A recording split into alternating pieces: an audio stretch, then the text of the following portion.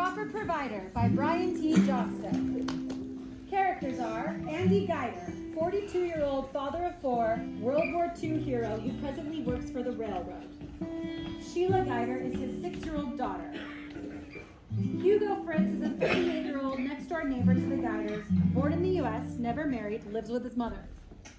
Alma Fritz, 63-year-old Fritz matriarch, born in Germany, came on the boat, was a farmer who sold the family farm and moved next door to the Geigers. Setting is Lansing, small northeastern Iowa town on the Mississippi River. Fritz dining room with a dining table and 4 chairs around it, a butcher block off to the corner. Fall 1950. At Rise, Andy knocks on the door. Come on in. He enters. Look, it's Andy. First I've seen you since... What's in this sack? Andy throws the sack on the table. Rudy killed another one of our chickens this morning. I don't know how he could have gotten Look, into... it's not just us. He's terrorizing the entire neighborhood. I'm sorry about that. You know, Mama can pluck the chicken for you again for the whole family. Look, if you can't control that damn dog, you might end up with a buckshot in his belly. Alma sniffs as she reaches in front of Andy to grab the sack from the table. Oof! You smell like a German beer garden. Why must you drink so early? Oh, come on. Don't you worry enough now, Alma. I came to pick up Sheila. She around? Alma takes the dead chicken out of the sack and puts it on the butcher block. Sheila cannot see you like this. You'll wait here. Alma I'm fine, Alma. Just need my daughter. I know how you feel, Andy. I drank too much after Lydia died. I'm not drinking too much. Besides, losing an 8-year-old boy is a little different than losing a sister. Don't you think? Lydia was my baby sister. She was like a daughter to me. Well, Hugo, there's a lot of death in this life. Gotta accept the joy and bury the pain. Alma enters the dining room with a cup of coffee.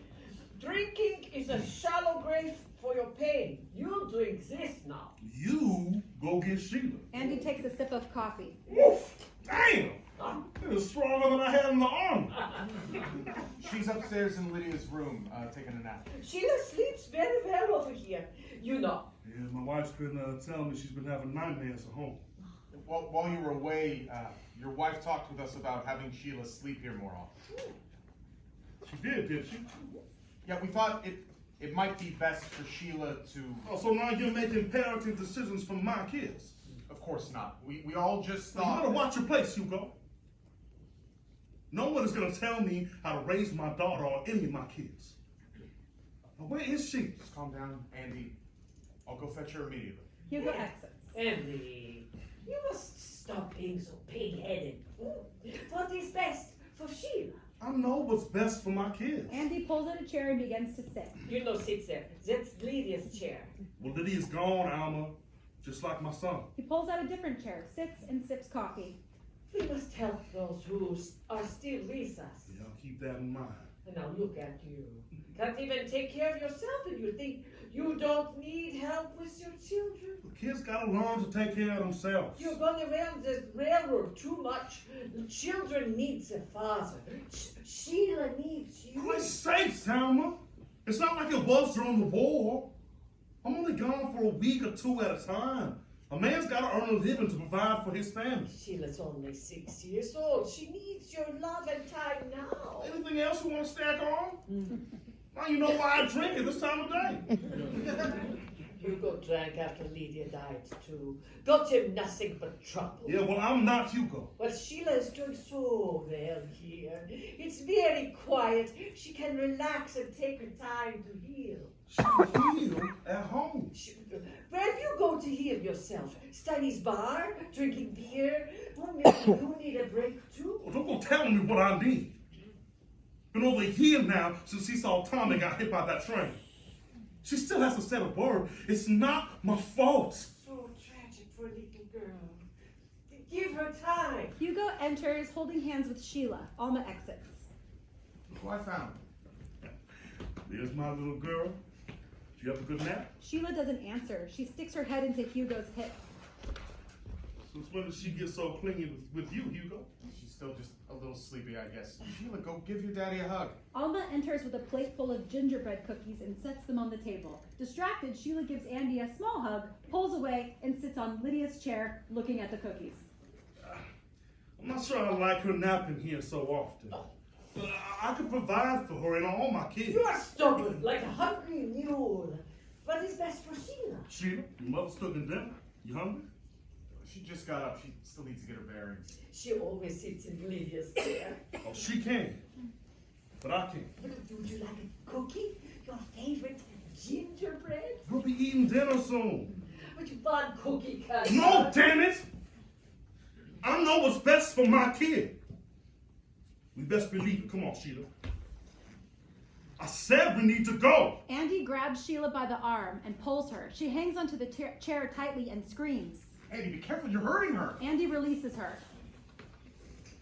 I see what's going on here. You lure her into your gingerbread house. You feed her sweets. You let her do whatever she wants. She'll never want to leave. That's ridiculous. Where are you getting Look, this? you're scaring Sheila. It's just booze talking, Mom. Andy, drink some more coffee, huh? No, goddammit! She sits here, she sits in Lydia's seats, she's sleeping in her bed, you're probably teaching the crowd, so she's talking like Lydia. Sheila has been a godsend to us. We want nothing but the best for her. Your mind plays tricks when you drink too much. No, I'm perfectly fine. Just seeing things a little more clearly now. Goddamn crowd's looking to steal my kid. Andy moves towards Sheila, who gets out of her chair and hides behind Hugo. You watch what you say is his house. Look at her. She's shaking. Look, I know what's best for my kid, you goddamn grouse! Alma moves behind the butcher block and grabs the cleaver. Maybe it's best you go home and come back. Look, I ain't leaving without her. And I don't like the way she's so clingy to you either, Hugo. What are you saying, Andy? I would never. I've seen the blackest of men's souls in my time in the war. And I don't like what I see when you look at her. I have nothing but the best intentions for your little girl. Step aside, Hugo, before you get hurt. Alma slams the cleaver down across the chicken's neck. Then she holds up the bloody cleaver. No one will hurt anyone in this house. You stop acting like an animal. You don't do with that, old woman. Maybe you listen now. Now, I've seen your kind and worse over in Germany. You goddamn Nazis. You're all the same. You're all in this together, aren't you? Curse the Nazis! This is a German house. You need respect. You go home. You sober up. Oh, I'll leave all right as soon as I take what's mine. Andy aggressively starts towards Hugo. Sheila jumps in between them. Lydia, get back! Leave him alone, Daddy! Andy immediately stops, and along with Hugo and Alma, pauses and looks down with amazement at Sheila. Sweet Lord Almighty. Those might be the sweetest words I think I've ever heard. Andy softly reaches towards Sheila. She meets his reach, and they hug each other. After a pause, Andy stands up and wipes tears from his face. It's been over a year. Things have been hard after Tommy died. A lot of stress. I never meant to. The war was hard on me. We understand, Andy. A lot has happened to all of us. I already lost a son. I don't want to lose a daughter too. I got a lot to sort out. But I owe you both a great deal for what you've done here. Hugo, I'm sorry I misjudged you. Alma, I meant no disrespect. You both have been fine neighbors and have been a blessing to all of us. We all want what's best for Sheila. You want to go to your other home for a while? Smells like your mom's cooking up some of your favorites. Sheila runs up to Hugo, gives him a hug, then walks back to Andy. Lydia, don't forget your cookie. Alma takes a cookie off the table and brings it to Sheila. Dankeschön. She runs off stage. I am so proud of you. Andy turns to leave, takes a step, and turns back. I'm grateful, but I'm not deaf. My daughter's name is Sheila, not Lydia. And you best not forget it. End of play.